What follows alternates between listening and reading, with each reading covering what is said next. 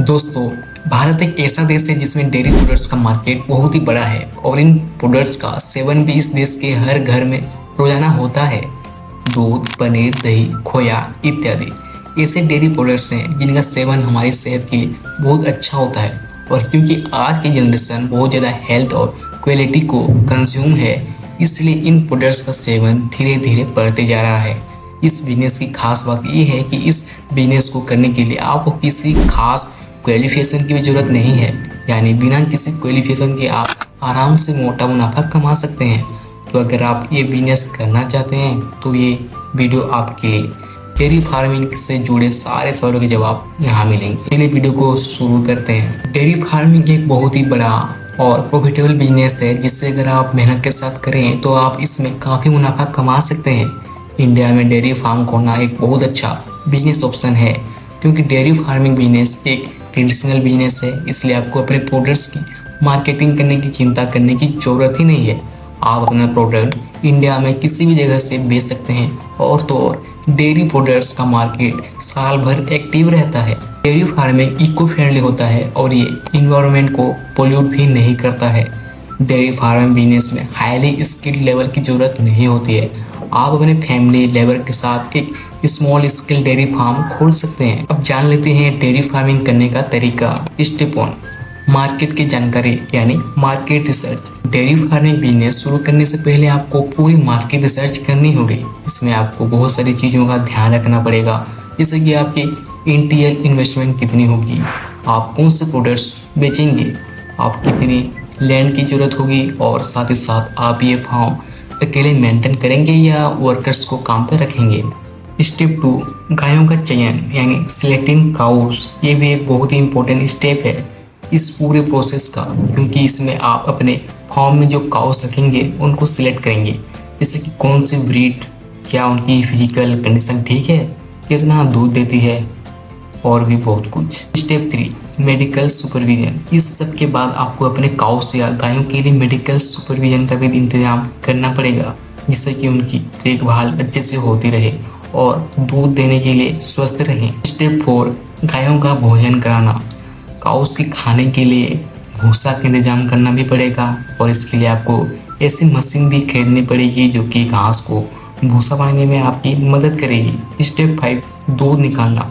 इसके बाद सबसे इम्पोर्टेंट स्टेप आता है, आपको अब अपने काउ से दूध निकालना है, क्योंकि आप अपने हाथों से पुरानी तकनीक से भी निकाल सकते हैं, या फिर थोड़ा और खर्चा करके एक स्पेशल मशीन खरीद सकते हैं, क्योंकि आपकी मेहनत और समय दोनों बचाएगी। Step 6, waste management. ये भी इस प्रक्रिया का एक इम्पोर्टेंट स्टेप है, क्योंकि काउस का जो वेस्ट होता है, जिसमें हमें काउस डंग या गोबर कहते हैं, इनका भी अपने में कई इस्तेमाल होते हैं, जैसे कि इसको आप फर्टिलाइजर या खाद की तरह यूज कर सकते हैं अपने डेयरी फार्म में। स्टेप 7, उत्पाद बेचना, मतलब सेलिंग द प्रोडक्ट।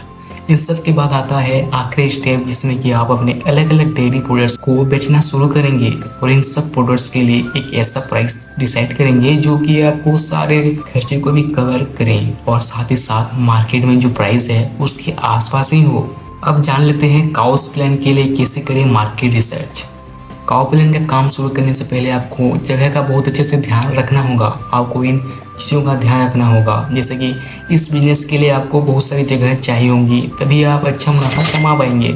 आप जिस भी जगह को चूज़ करें, ध्यान रखें वो क्लीन हो, यानी कि साफ़ सुथरा हो। गंदी जगह में काउस बीमार पड़ सकते हैं। वहाँ ट्रांसपोर्टेशन की कोई प्रॉब्लम ना हो, आपके पास अच्छी ट्रांसपोर्टेशन फैसिलिटी हो, ताकि आप अपना सामान मार्केट तक पहुँचा सके। वो जगह पानी के सोर्स के पास हो, वहाँ पानी की सप्लाई आपके फार्म में अच्छे से आए। हो सके तो वो जगह शहर या दूर हो, ताकि आपको कोई दिक्कत ना हो।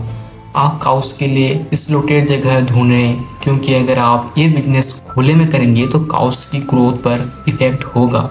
ऐसी जगह ढूंढने जो चारों तरफ से बंद हो, जिससे कि आपकी काउस आपके फार्म से बाहर ना निकलें। चलिए अब बात करते हैं इंफ्रास्ट्रक्चर और लागत के बारे में।